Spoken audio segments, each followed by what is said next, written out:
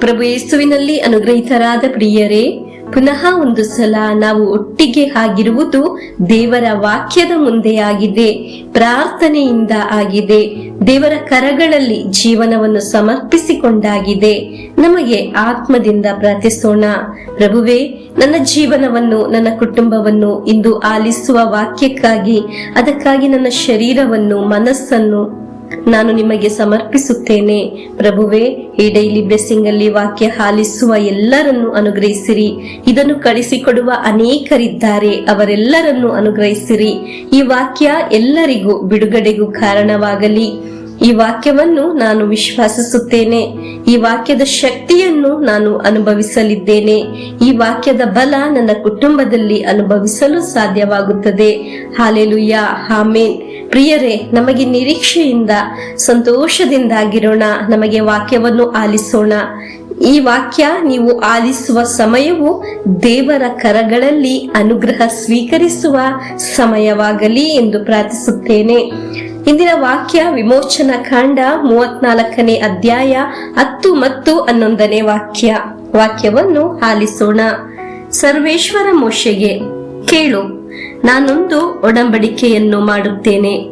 ಜಗದಲ್ಲಿ ಯಾವ ನಾಡಿನಲ್ಲೂ ಯಾವ ಜನಾಂಗದಲ್ಲೂ ನಡೆಯದಂತಹ ಮಹತ್ ಕಾರ್ಯಗಳನ್ನು ನಿನ್ನ ಜನರೆಲ್ಲರೂ ನೋಡುವಂತೆ ನಡೆಸುವೆನು. ನಿಮ್ಮ ಸುತ್ತಮುತ್ತಲಿರುವ ಜನರೆಲ್ಲರೂ ಸರ್ವೇಶ್ವರನಾದ ನಾನು ಮಾಡುವ ಮಹತ್ ಕಾರ್ಯವನ್ನು ನೋಡುವರು. ನಾನು ನಿಮ್ಮ ವಿಷಯದಲ್ಲಿ ಮಾಡಬೇಕೆಂದಿರುವುದು ಅದ್ಭುತಕರವಾದುದು. ನಾನು ಈ ದಿನ ನಿಮಗೆ ಆಜ್ಞಾಪಿಸುವುದು ನೀವು ಅನುಸರಿಸಿ ನಡೆಯಬೇಕು. ಪ್ರಿಯರೇ, ದೇವರು ನಮ್ಮೊಡನೆ ಒಂದು ಒಡಂಬಡಿಯನ್ನು ಮಾಡುತ್ತಾರೆ.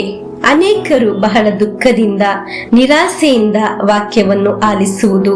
ಇಗೋ, ನಿಮ್ಮೊಡನೆ ದೇವರು ಹೇಳುತ್ತಾರೆ, ಲೋಕದ ಒಂದು ಸ್ಥಳದಲ್ಲಿ ನಡೆಯದಂತ ಒಂದು ಅದ್ಭುತಗಳು ನಿಮ್ಮ ಜೀವನದಲ್ಲಿ ಸಂಭವಿಸುತ್ತದೆ ಎಂದು. ಪ್ರಿಯರೇ, ನಿಮ್ಮನ್ನು ಅಪಹಾಸ್ಯ ಮಾಡುವವರು, ಒಮ್ಮೆ ಸಹ ಇವರು ಉದ್ಧಾರ ಆಗಲ್ಲ ಎಂದು ಹೇಳಿದವರು ನಿಮ್ಮ ಸುತ್ತಮುತ್ತ ಇರಬಹುದು.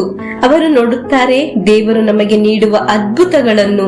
ನೀವು ವಾಕ್ಯ ಆಲಿಸುವಾಗ ಹೀಗೆ ಪ್ರಾರ್ಥಿಸಿ, ಪ್ರಭುವೇ, ಈ ವಾಕ್ಯ ಆಲಿಸುವಾಗ ನನ್ನ ಜೀವನದಲ್ಲಿ, ಕುಟುಂಬದಲ್ಲಿ ಒಂದು ಅದ್ಭುತ ನಡೆಸಿರಿ ಎಂದು, ನನ್ನ ಜೀವನದಲ್ಲಿ ಒಂದು ಅನುಗ್ರಹ ನೀಡಿರಿ, ಒಂದು ಬಿಡುಗಡೆ ನೀಡಿರಿ ಎಂದು ಪ್ರಾರ್ಥಿಸೋಣ. ಪ್ರಿಯರೇ, ದೇವರು ನಮ್ಮ ಜೀವನದಲ್ಲಿ ಅದ್ಭುತ ಮಾಡಲು ನಾವು ಏನು ಮಾಡಬೇಕು ಎಂದು ವಾಕ್ಯದಲ್ಲಿ ನಾವು ಆಲಿಸಿದ್ದೆವು. ದೇವರನ್ನು ಅನುಸರಿಸಿ ಜೀವಿಸಬೇಕು. ಒಂದೊಂದು ದಿನ ದೇವರ ವಾಕ್ಯದಲ್ಲಿ ನೀಡುವ ಅನುಗ್ರಹವನ್ನು ಸ್ವೀಕರಿಸಬೇಕು. ವಾಕ್ಯವನ್ನು ವಿಶ್ವಾಸಿಸಿ ಸ್ವೀಕರಿಸಬೇಕು. ಹಲ್ಲೆಲೂಯಾ. ಆಗ ನಿಮ್ಮ ಜೀವನದಲ್ಲಿ ಅದ್ಭುತ ಪಡುವ ಕಾರ್ಯಗಳು ಸಂಭವಿಸಲು ಪ್ರಾರಂಭವಾಗುತ್ತದೆ. ಸುತ್ತ ಇರುವವರು ಇದನ್ನು ಕಂಡು ಅದ್ಭುತ ಪಡುತ್ತಾರೆ. ಹಲ್ಲೆಲೂಯಾ. ನೀವು ಆಗ್ರಹಿಸುವ ಕಾರ್ಯಗಳು ಮನಸ್ಸಿನಲ್ಲಿ ಕಂಡು ಪ್ರಾರ್ಥಿಸಿರಿ.